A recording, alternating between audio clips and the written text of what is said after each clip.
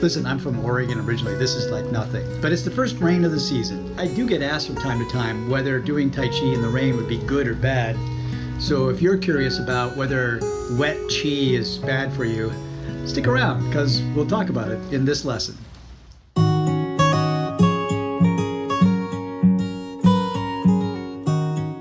Cheers, everybody. It's David-Dorian Ross from David-Dorian-Ross.com and the Tai Chi Fit Network, and welcome to another episode of Learn Tai Chi at Home. It is day number 83 of 100 days of Tai Chi, counting down to the end of a video project in which I've been teaching you the traditional Yang family long form 103 movements in 100 days. Now, if this is your first time on this channel, first of all, welcome and thank you for visiting. Second of all, don't be intimidated by the idea that this is day number 83. I'm putting a link right up here that takes you all the way back to the beginning of the series. If you're visiting this channel because you're a beginner who wants to learn Tai Chi at home, and the reason why you want to learn Tai Chi is because you're looking for better health, or you want to live longer and feel younger, if you want to find peace of mind and inner tranquility, or if you want to defend yourself against attackers, this is the channel for you. And all you have to do to get started the lessons from me is click that subscribe button and we can start today. So today, like I said, is day number 83, but we're on movement number 91 and 92 in this lesson, which is punch to the groin and grasp the bird's tail, a movement which we've done before.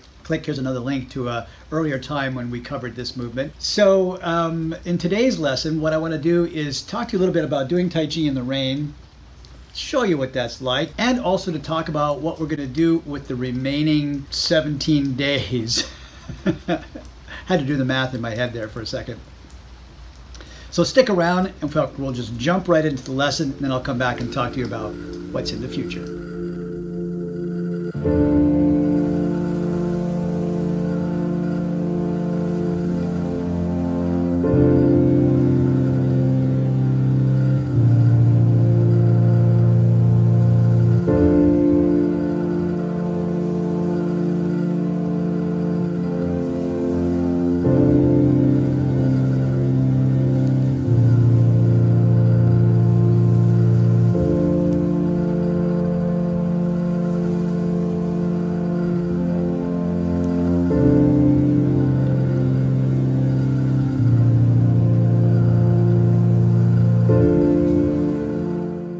Step down after the kick, your right foot lands in a channel width and immediately begins to turn out. In other words, pivot on the heel towards the right.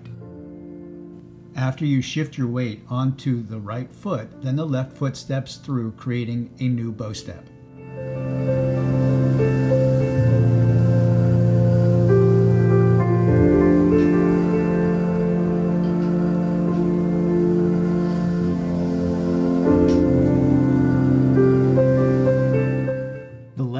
Brushes around the knee, just like brush, knee, and push, while the right hand punches down from low as though punching to the groin. The next movement, grasping the bird's tail, is done exactly the same way that it's been done previously. Empty out the left foot and sit back. The waist turns towards the left, which will make the left toe turn out 45 degrees. Then step up onto the left foot, and the right foot steps forward into a bow step.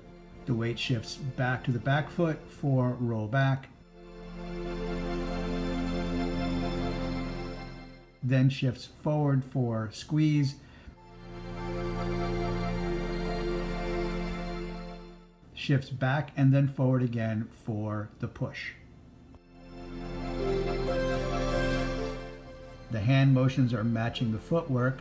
As you sit back the first time, the left hand arcs out in front in a ward-off hand, while the right hand circles down underneath in a rounded shape.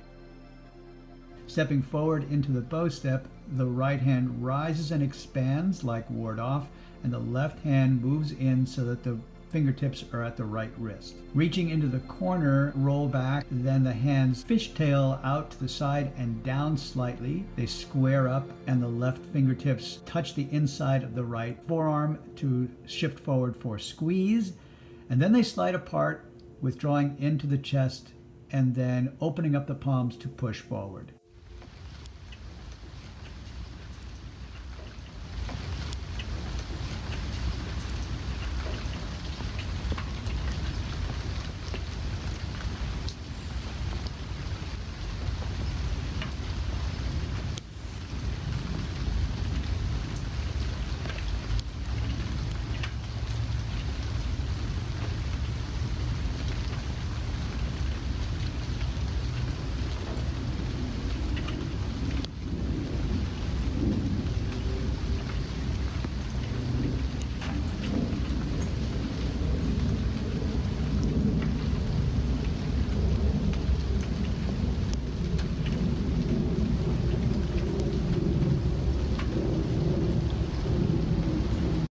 This all started for me many, many years ago when I was first learning Tai Chi. I was living in San Francisco, and I was actually just in the beginning so terrible at Tai Chi and struggling with it, and actually not even sure I was going to continue because I was just literally so bad at it. And so one morning I got up early and I went out to the running track, and it was one of those really dense, thick, clammy, foggy San Francisco mornings. And standing there in the track and doing my Tai Chi, I began to look at my hands, and I began to see the fog sort of moving actually in between my fingers and around my hands. It was so thick. And all of a sudden, I had this epiphany. Previously, just waving my hands in the air, doing the movements, I didn't really have a sense that they were really doing anything because it just seemed like empty space. And then suddenly, watching my hands move through the fog, I realized space is not empty. It's filled with something all the time. In the ancient classics, they talk about qi, the energy of life, as filling all the space around us and having the same nature as steam or fog. And so when you're moving through space doing your Tai Chi, you're literally swimming, dancing with qi. Every time I have an opportunity, I like to get out and do Tai Chi in the rain. I'm not crazy. I don't get out there when it's too bad, or I don't stay out there for too long. But if you ever have an opportunity to get out there and do some Tai Chi in weather, bundle up, put a hoodie on, put a hat on, and do some Tai Chi in the rain. Now, if you've ever done Tai Chi outside in the weather, write down in the comments. If you haven't done it, maybe, tell me what you think that might be like. Or if you look outside your window right now and say, hey, it's snowing, let me go outside and do some Tai Chi. Then afterwards, run back in and write your experience down in the comment section below. That would be really awesome. Now, here's a little bit of an insight about what's going to happen over the next 17 days. You might have seen that I've already begun to mix up the lessons a little bit. We're going to be done so much sooner than the end of the 100 days with the 103 movements. So I've begun to create some videos that are samples, if you will, of the kind of videos that I'll be creating when the 103 movements are finished. I was about to say 103 days, but 100 days, 103 movements, when the routine is finished. So I've been sharing with you some videos on how to teach Tai Chi, and I'll be doing a whole lot more over the next couple of weeks just to kind of give you a sense of what else is coming. Also, I'm really open to your requests. Really, this channel is for you. Right? This channel, I said yesterday, is like a brain dump of 40 years of teaching. I know an awful lot of stuff. I don't know everything, obviously, but I know an awful lot, and I'd love to share it with you. So if you've got special requests of things that you would like to see on this channel, give me a series of questions and suggestions, requests, demands, whatever you got. Write it down there in the comments section. Now, once again, I just have to say thank you. Thank you so much for everything that you have done to support this channel. It's really been growing over the last 80 days, and I'm really fully aware that it's because of you that it's grown so much. So thank you for sharing. Thank you for commenting and asking questions and contributing to the interesting aspect of this channel and all the videos on it.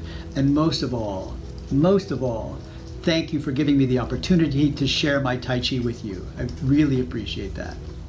Until the next time I see you, have a great evening, and I'll see you in the next lesson.